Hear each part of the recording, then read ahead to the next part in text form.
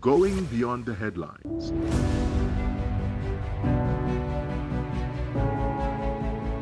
Asking the questions you want answered. Exploring government policies and how they impact you. We are delving deeper.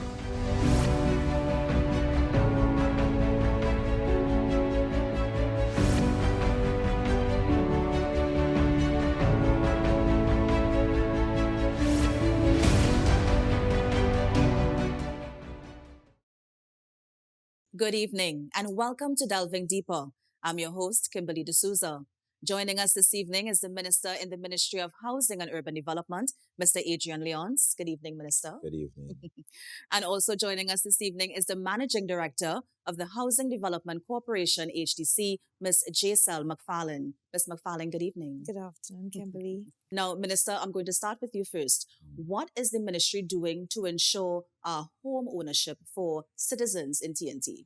Well, the ministry basically, through the HGC and other agencies, we basically trying our best to ensure that citizens firstly understand the processes of home ownership. A lot of persons, they don't understand the processes, and as a result, we need to have more educational instances. So this forum here is a good one for us to ventilate. Basically, there are different types of processes. One being acquisition of land, where we try we develop the land and persons are able to apply for it through the GASH program, the government aided self-help program. Then there are repairs that we try to assess persons with, in terms of maybe they already have a home, but it's less than habitable. So we try our best to see how best we can assist through a grant process. There are also two subsidy programs where there's a subsidy for persons who are constructing homes. There's a $50,000 subsidy and assistance, and there are also subsidy program to assist in repairs also. That is through a loan that we have with the IDB. And obviously, the most popular way through the HDC, where the HDC constructs and basically get persons to either have a mortgage, a rental, or a rent-to-own. HDC have been building some units in the recent past that a lot of persons cannot afford.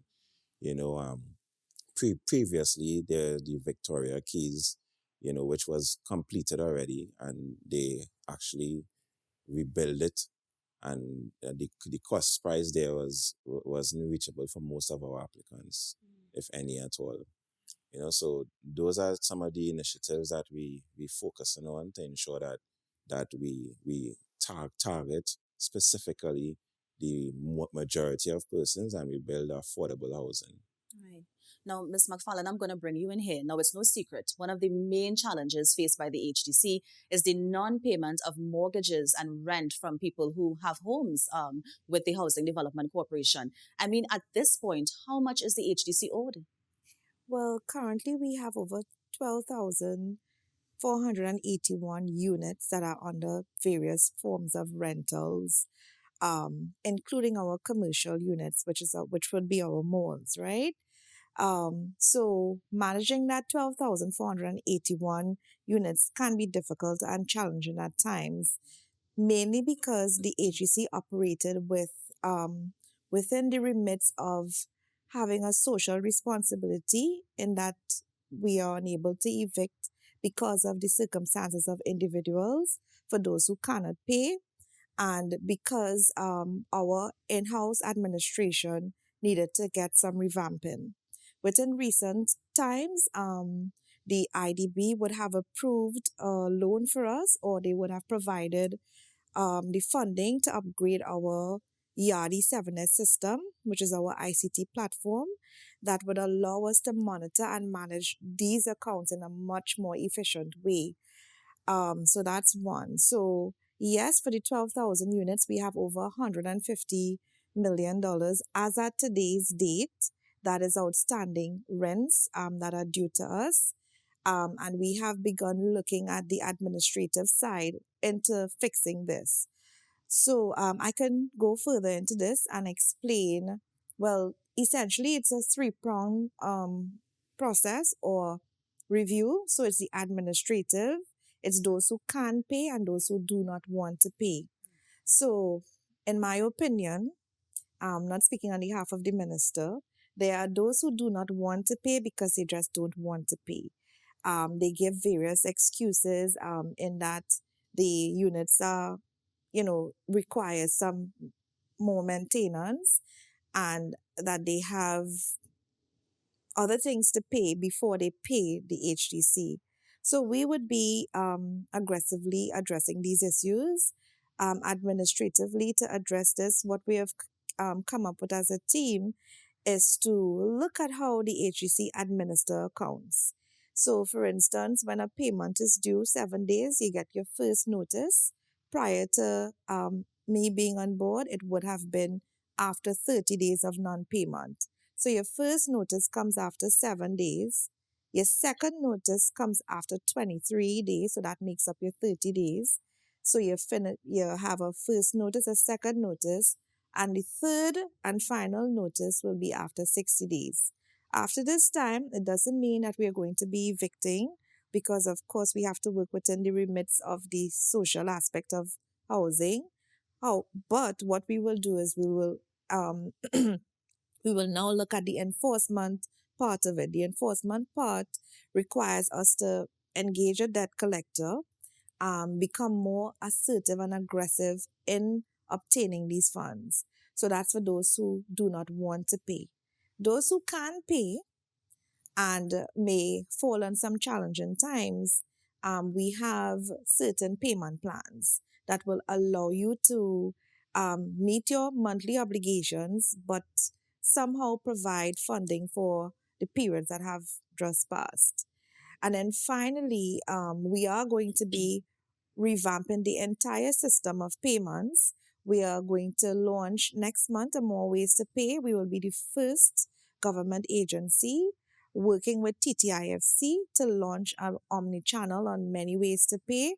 We will be including things like PayPal, not Bitcoins, right? Not But just pay, yet. not just yet, but omni-channel. And in the interim, the HGC has expanded its ways to pay on its own. We have banked with or partnered with the bank. So whereas you can pay your utilities, WASA, TNTech via the bank pay system, where you can click and have a drop-down box and pay TSCT or WASA and TNTech via your online payment portal. The HDC has also been added to First Citizens Bank, Republic Bank, and we are in current talks with RBC. So this should be finished at the end of the month. $150 million is no small money, it's not chump change. I mean, is the HDC ever going to approach it a bit more aggressively to get those delinquent renters to pay their outstanding bills? Yes, and we have already started. We have a 5 and 5 program so what we are doing, we have again looked at segment analysis.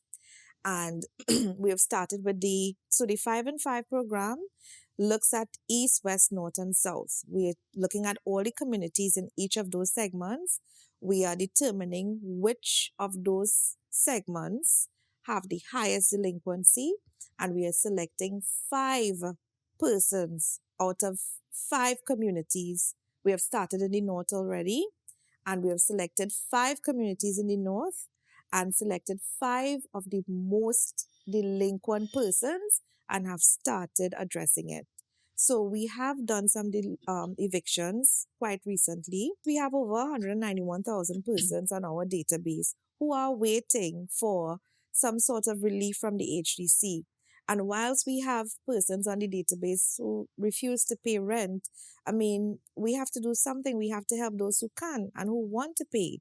And so we are sending the message out. We're hoping not to do it in a manner that can be very embarrassing and on a large scale. We're hoping that the few who are chosen would more or less send the message to the others who can pay and don't want to, that they must make their payments to the HDC. It's the only way we can continue the program of subsidized housing for our citizens. It's the only way.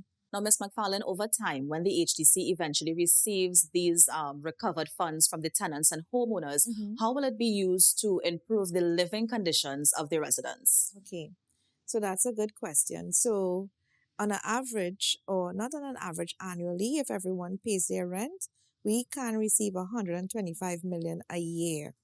Our PSIP, we've recently just concluded an audit on all our estates, and our PSIP projections amounts to 250 million. So if we can collect, in 2 years' time, we would have completed all the repairs. With a delinquency of around 41%, it makes it very difficult to effect repairs. So what we have to do is to prioritize what is very important and urgent. So certainly the roof repair program is the most important. Second to that would be our tank farm, our water tank systems, because we know people need water in order to continue on with their daily chores and their duties. And then finally, we would look at other areas. We have a lot of sewer issues, and perhaps maybe things like cupboards, kitchen cupboards, and those things we would do next. Also, we have included in that road repairs for some of our estates.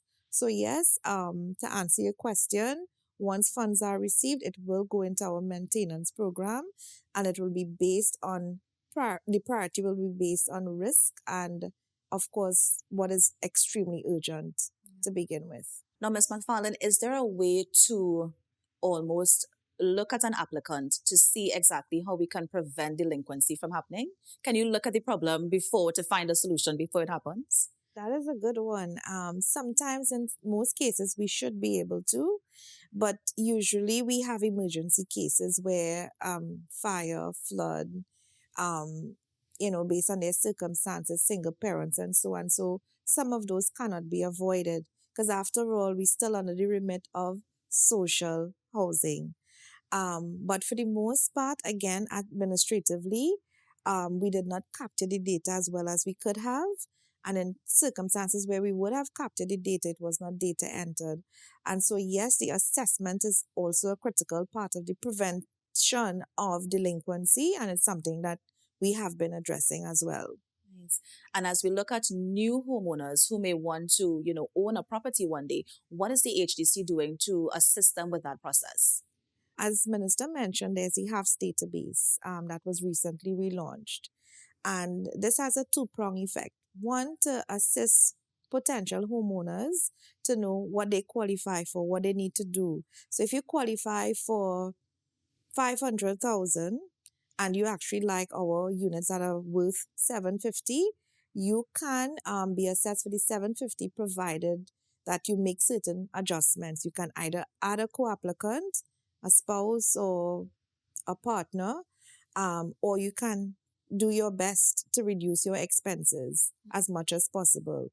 In terms of the qualifying, we also do, when our staff just meet our potential homeowners, we usually discuss with them what is required for them to be able to qualify for the houses. It also would involve savings on the homeowner's part to make a larger down payment to qualify for the houses. And quite recently, under our new minister, Minister Camille Robinson Regis, we would have started reviewing what we build. We are more getting into social housing that gets back to the morals of providing basic amenities that our customers would require, as opposed to things that are outside the reach of their pockets financially. Of course. And Ms. McFarlane, specifically as it relates to the projects, because, for example, I saw the Home for Christmas project that you have.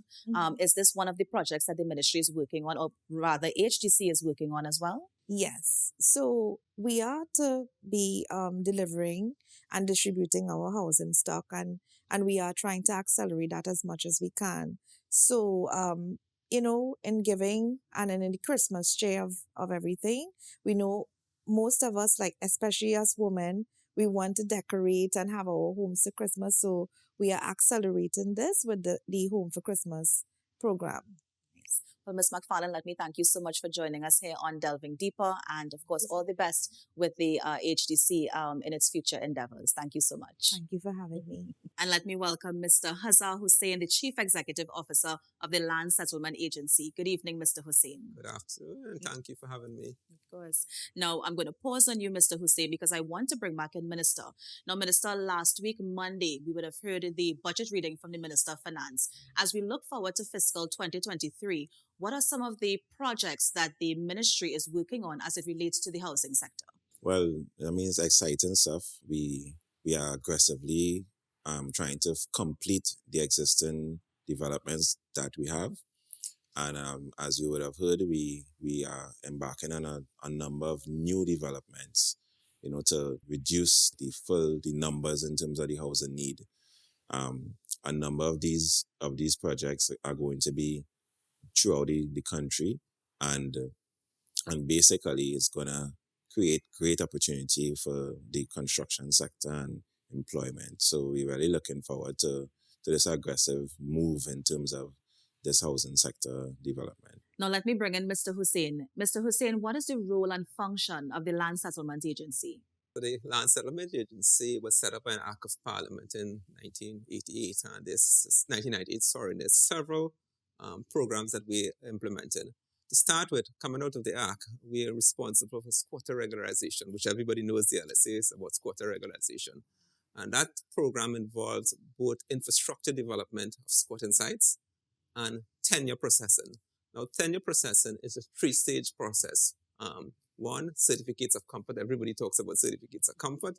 And then persons move on to what you call a statutory lease for 30 years, and finally to a deed of lease for 199 years. So it's a three-stage process. Infrastructure development. Infrastructure development is wide scale. It involves full infrastructure for these squatting sites. As you may realize, the squatting sites are, in most of the times, are in deplorable situations with poor road conditions, poor infrastructure, lack of water supply, lack of electricity. So we get in there and we do the improvement by improving all of these things, by building out the infrastructure. And at the end of the day, we can move persons to the deed of lease stage. Now, Mr. Hussain, we're seeing a lot of people who want homes, new homeowners. We have the Christmas season coming up. Everybody wants some place to call their home. But on the flip side, people have been squatting a lot, and it's becoming a real issue when they're squatting on state lands. How is the Land Settlement Agency addressing this issue?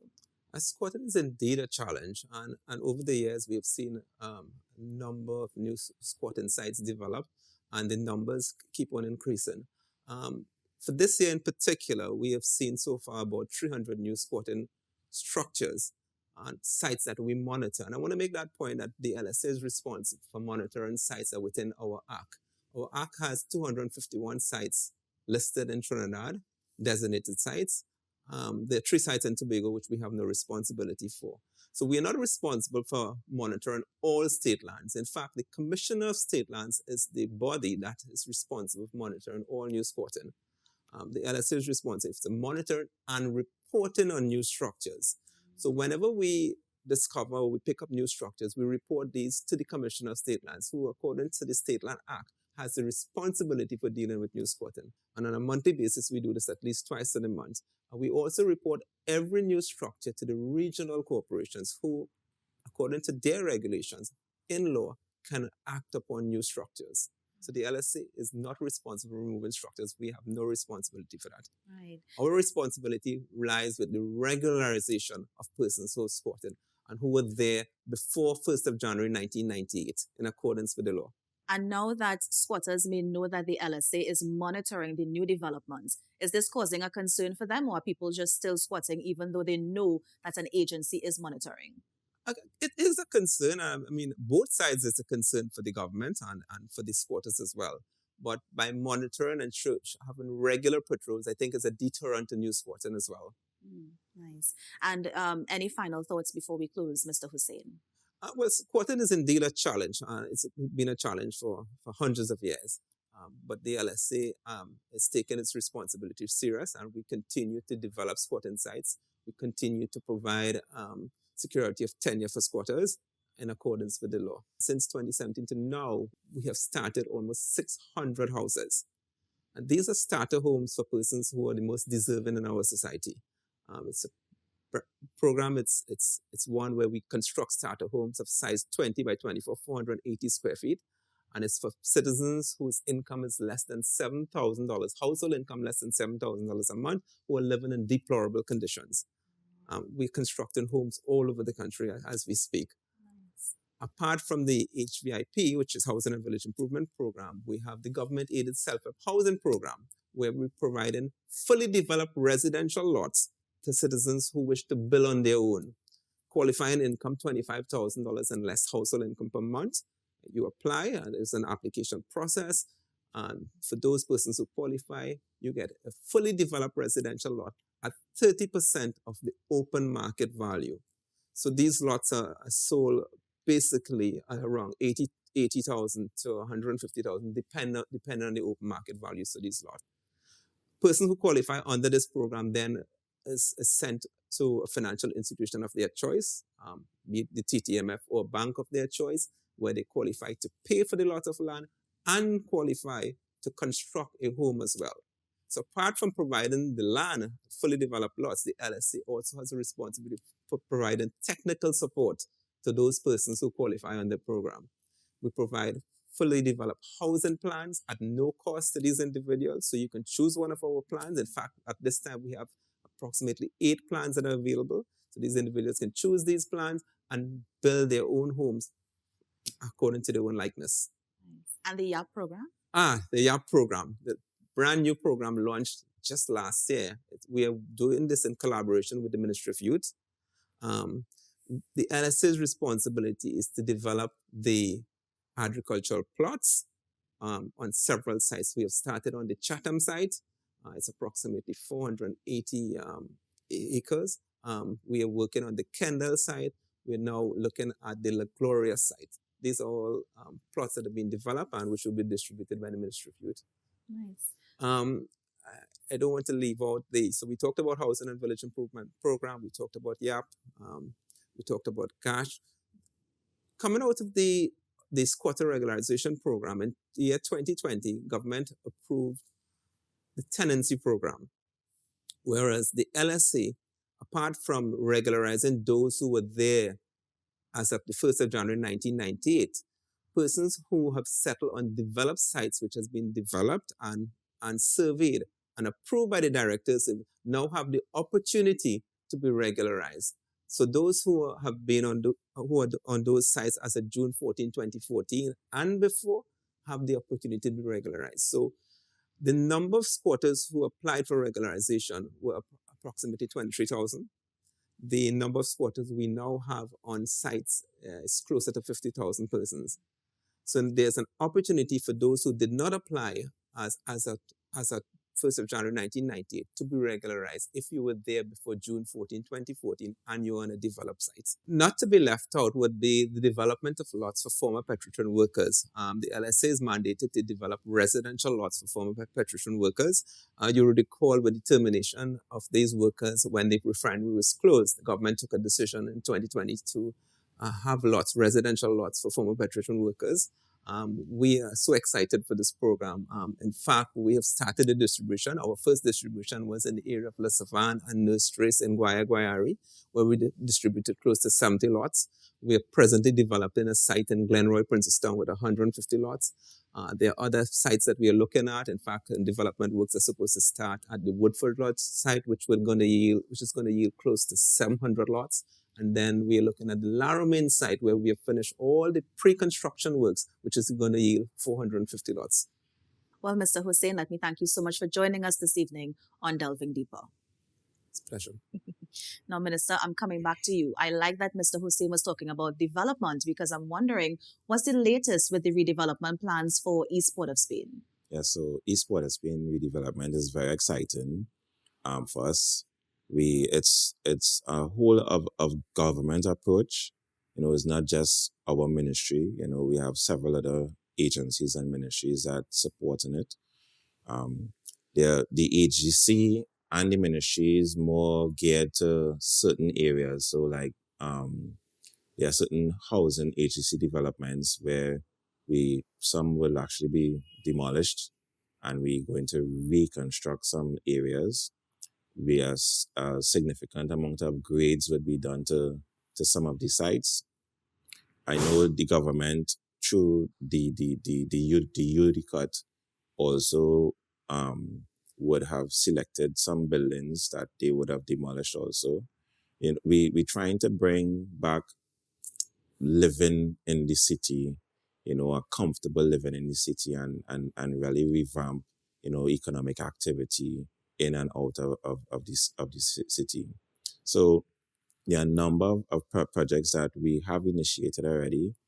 There's the East Side Plaza, where there are a number of persons who sell their craft and stuff. We actually going to renovate, build over, improve the facility. There's also the 443 Independence Square, where there was a fire next to Tent City. We're going to build a multi-story building there. And these spaces really geared to assisting persons who may not be able to pay for the normal rental space, as a persons who were doing trade. So it's their subsidized spaces really. And we also try to train them in terms of expanding their business to really transition out of needing that subsidized space. A lot of our development and redevelopment is not just geared to physical infrastructure and building, smart city incorporation, which all of this is part of it. It's also developing on human capital. So we have been doing a number of training, even as we heard earlier with the HGC, some of the spaces that need revamping, remodeling, upgrading. We using persons from within the community, we training them. We have been partnering with MIC, where persons from the community would be able to partake in developing and part of the building within the community, and also getting training and getting certification, of general construction. So it's developing the human capital, is developing the infrastructure, is developing the city as a whole. And it's really exciting. And as I said, a number of different ministries are part of it. The youth facilities are being reconstructed as we speak. The community centers are being upgraded. So, we plan to see, we expect to see a significant change in our city in very short order. Very short order. Yeah. Nice. Now, Minister, what would you say is the biggest challenge at the Ministry of Housing and Urban Development? I think the biggest challenge is data validation. There are a lot of information within the ministry, some of which is not usable information. So, for example, a number of persons would have applied for housing, even before my time through the NHA, and some persons have died. Some persons no longer require housing, and their names are still on the database. So it gives a false sense of the need, So, but that we are doing an exercise to clean it up, to validate it, even call persons, reassess them so that the information we have is real time. And on the flip side, some of the major successes you would have experienced? Well, the successes actually is also in line with it, because the HAFS database that we implemented is an upgraded system where the new data that we're going to put in now would give us more information so that we can use it and use the analysis of it to strategize into how we move forward. So, for example, the amount of persons that would qualify for a certain cost housing, based on the numbers, then we could strategize in terms of how many of those units we're going to try to inject within our housing plan, aggressive housing plan. How many persons that have housing and just really need some subsidy and assistance to upgrade and improve. So the HAP system and the integration of new technology with our database is also what I consider a success. What I am very proud of, we have a unit, the Home Improvement Grant Unit. They have been tremendous in their performance. They were able to use out their full allocation in the last fiscal and even apply for more during midterm. And as you see now in this budget, we're going to expand on this program. So more and more persons are going to get assistance in their existing home, improving it. And this is important because some persons who ask and seek for housing, sometimes all they really need is an upgrade of where they are existing. So programs like the Home Improvement Grant, even the HVIP, as Mr. Hussein would have expressed, these are different programs that would provide housing and shelter for persons, and they don't necessarily have to go through the process of the HCC. And Minister, before we close, any final thoughts? Education to the citizenry in terms of what the ministry provides is very important. Financial understanding in terms of how you can acquire a home, the different avenues of accessing shelter, I think is important. So I really appreciate this opportunity to really talk more about it, and we are very open. We just upgraded the systems at the ministry to allow persons to get more information. We have been looking at the information on the websites so that persons can better understand how they can access housing. They could also, through the HAFS program, they could also do their own assessment to see what they qualify for instead of having to wait to go to TTMF and etc. So, I'm very happy for this opportunity. I'm happy, and I hope the citizens, see the benefit of what we do, and they're able to access all our services. Well, Minister Leonce, thank you so much for joining us on tonight's episode of Delving Deeper. Thank you so much, Ms. McFarlane, as well, for joining us, and Mr. Hussein for joining us on tonight's episode. Join us at the same time next week for another edition of Delving Deeper. I am Kimberly D'Souza, and on behalf of our entire crew, have a good night.